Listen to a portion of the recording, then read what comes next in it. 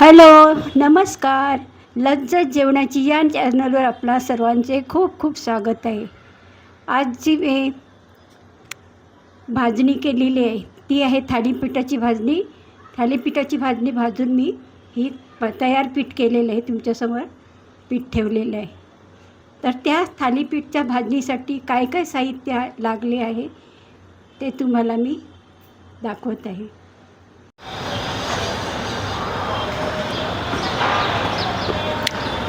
इथे मी तांदूळ घेतलेले आहेत 2 वाट्या.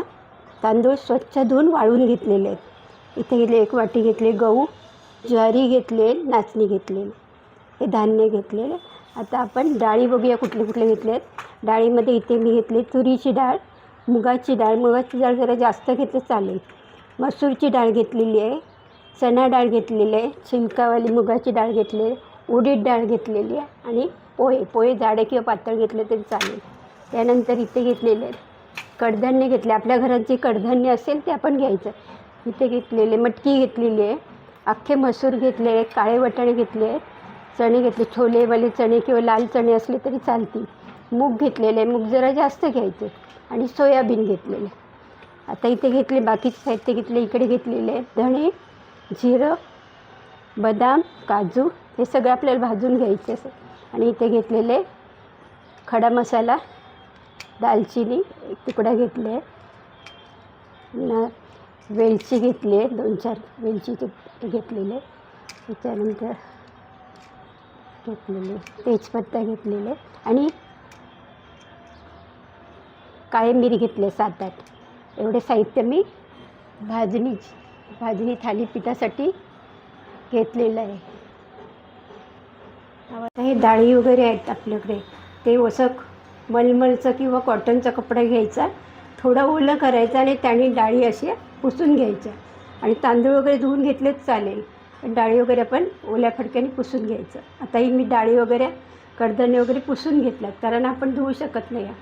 धुवायला मी धुवू पण शकतो, पण मी तांदूळ फक्त धुवून घेतले, बाकीचं पुसून घेतलेले. तर तांदूळ मी भाजून घेते सगळ्यात अगोदर. छान भाजून घ्यायचे तांदूळ, म्हणजे सगळे धान्य, कडधान्य, डाळी वगैरे, म्हणजे ती थालीपीठाची भाजणी जास्त दिवस टिकते.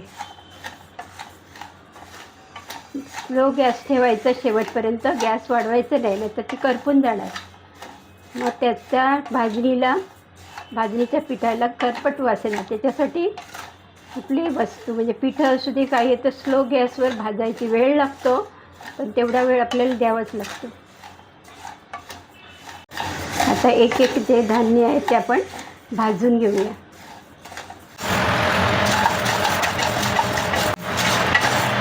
आता गहू टाकले, गहू छान भाजून घ्यायचे. त्याच्यात सोयाबीन पण आहे,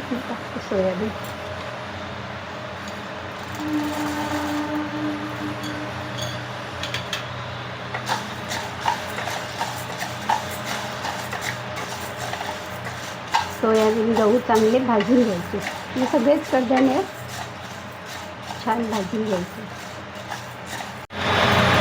ज्वारी टाकते, ज्वारी पण त्याच्यात टाकलेले गव्हामध्ये. ते छान भाजून घ्यायचं स्लो गॅसवर. नाचणीसुद्धा टाकते.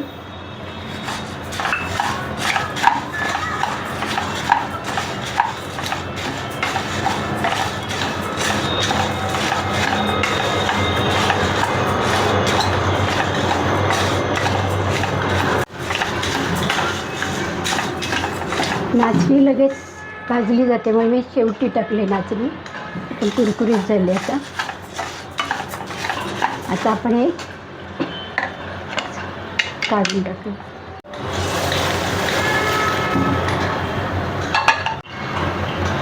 तर टाकूया चण्याची डाळ. डाळी जे आहेत ते मी ओल्या फडक्याने पुसून घेतलेले.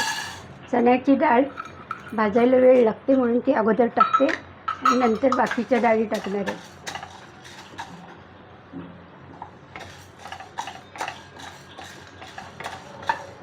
छान जेव्हा आपण थालीपीठाची भाजणी करून चक्कीमध्ये दळून आणतो तेव्हा ती छान सुगंध येतो त्याचा. त्याच्यात मी वेलचीसुद्धा टाकले, पौष्टिक अशी आपली थालीपीठाची भाजणी होणार आहे. आणि मुलांना जी आपल्या कडधान्य आवडत नाही, डाळी जी आवडत नाही, ते जास्त प्रमाण घ्यायचं त्याचं. काही कडधान्य मुलांना आवडत नाही, त्याचं प्रमाण जास्त घ्यायचं. मूग आहेत, मटकी आहेत. आणि थालीपीठ बनवताना त्याच्यात भाज्या वेगवेगळ्या प्रकारच्या, मुलांना जे आवडत नाही भाज्या त्या जास्त टाकायच्या, म्हणजे थालीपीठात मुलं खातात. तुरीची डाळ टाकते.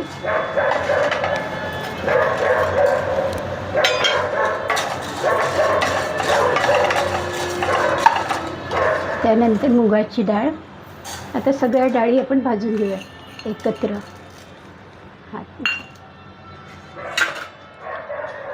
मसूर डाळ,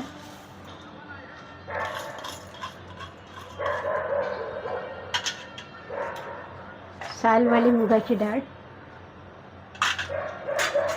उडीद डाळ, पोळी नंतर आपण भाजून घेणार आहोत. हे सगळ्या डाळी एकत्र भाजल्या तरी चालतील. फक्त चणा डाळ वेळ लागतो भाजायला, म्हणून ती थोडी अगोदर भाजून घ्यायची थोडी.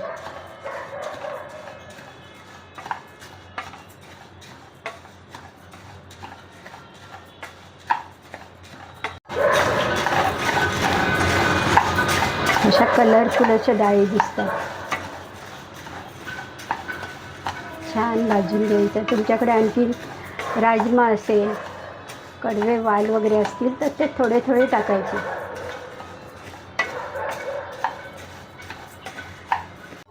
तर डाळीसुद्धा भाजून झाल्या. आता आपण याला काढून परातीत टाकूया.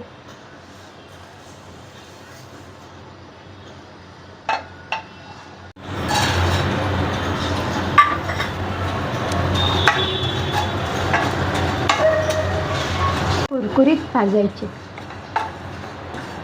आणि आपले भाजून झाल्यानंतर सर्व कडधान्य, डाळी, धान्य वगैरे थंड करून नंतर चक्कीत दळायला द्यायचं. त्याला बारीक, एकदम बारीकसुद्धा नाही, एकदम थोडंसं जाडसर रवाळ असं पीठ दळायला सांगायचं. एकदम बारीक पण नाही करायचं.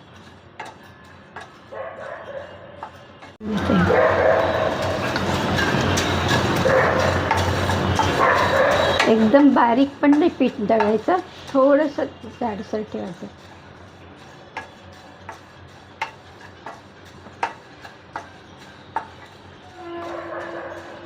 पोहेसुद्धा कुरकुरीत करून घ्यायचे. नंतर आपण कडधान्य टाकणार आहोत. काळे वाटाणे टाकते. त्याच्यानंतर चणे,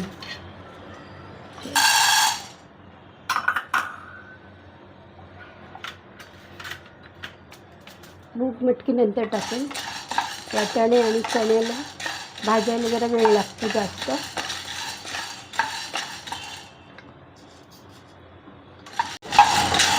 थोडा वेळ लागेल.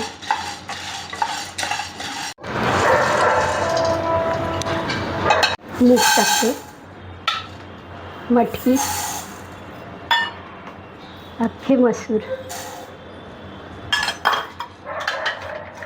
हे सुद्धा छान भाजून घ्यायचे.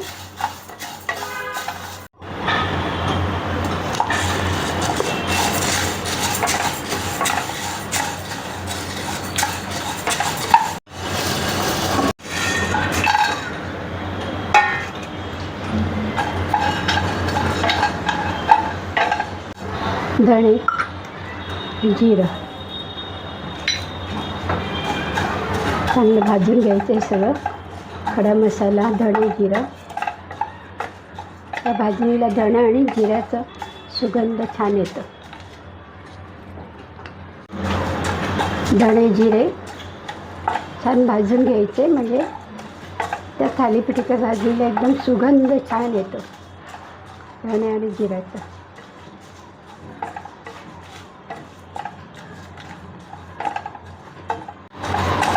तर भाजणीची थालीपीठाची भाजणी आता पूर्ण भाजून झालेली आहे. आता ही थालीपीठाची भाजणी स्लो गॅसवर मला 45 मिनिट्स लागले भाजण्यासाठी.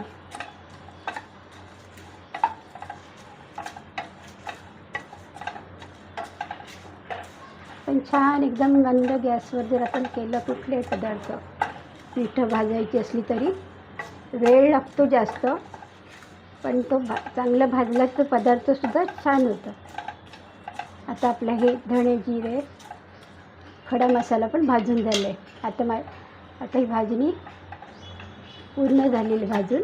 आता हे थंड झाल्यानंतर आपण चक्कीत दळून आणायचं. नंतर तुम्हाला मी थालीपीठसुद्धा ह्या पिठाचं करून दाखवणार आहे.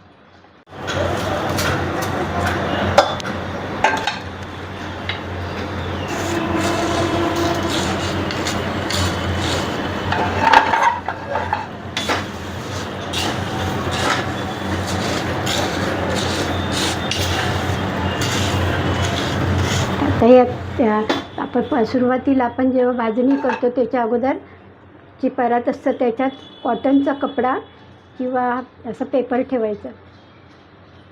त्याच्यामुळे काय होतं, जे पाणी सुटत नाही भाजणीला, ओलं येत नाही त्याच्यामुळे. नाहीतर नुसतंच आपण परातीत टाकलं तर ओलं होतं खाली. त्याच्यासाठी हा पेपर किंवा कपडा ठेवायचा खाली.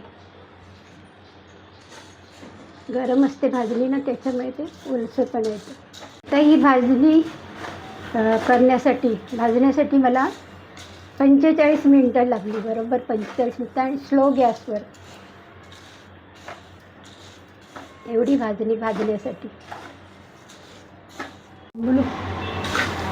ही भाजणी भाजण्यासाठी म्हणजे ही कडधान्य वगैरे डाळी भाजण्यासाठी मला 45 मिनटं लागली. सो गॅस एकदम स्लो ठेवायचा. आणि ह्याच्यासाठी जेव्हा आपण परातीत धान्य भाजून ठेवायचं असतं त्याच्या अगोदर आपण असं पेपर ठेवायचा किंवा एखादा कॉटनचा कपडा ठेवायचा. त्यामुळे काय होतं, भाजल्यानंतर जो ओलसरपणा येतो तो येणार नाही, कपड्याला लागणार ते किंवा ह्या कागदाला. असा पेपर किंवा न्यूजपेपर नाही ठेवायचं, त्याचा कलर वगैरे लागण्याची शक्यता असते. टिश्यू पेपर ठेवायचं. हा मी टिश्यू पेपर ठेवलेला आहे. असा टिश्यू पेपर घ्या किंवा कपडा घ्या. आता ही थंड झाल्यानंतर आपण दळून आणायचं. मी बनवलेल्या थालीपीठाच्या भाजणीचं पीठ, ही रेसिपी तुम्हाला आवडली असल्यास नक्कीच लाईक करा, शेअर करा, सबस्क्राईब करा. आणि तुम्हीसुद्धा अशी थालीपीठाची भाजणी तयार करून ठेवा. पावसाळ्याचे दिवस असल्यामुळे आपल्याला नाश्त्याला किंवा संध्याकाळी जेवणाचं कंटाळा आला तरीसुद्धा आपण वेगवेगळ्या मुलांना ज्या भाज्या आवडत नाही, जे कडधान्य आवडत नाही ते टाकून ही थालीपीठाची भाजणी असं पीठ तयार करून ठेवा. खूप वर्षभर हे पीठ आपण छान प्रकारे भाजलं तर वर्षभर तरी हे पीठ चांगलं राहू शकते. आपल्याला जेव्हा गरज असेल तेव्हा आपण त्या पिठाचं थालीपीठ किंवा आपेसुद्धा बनवू शकतो.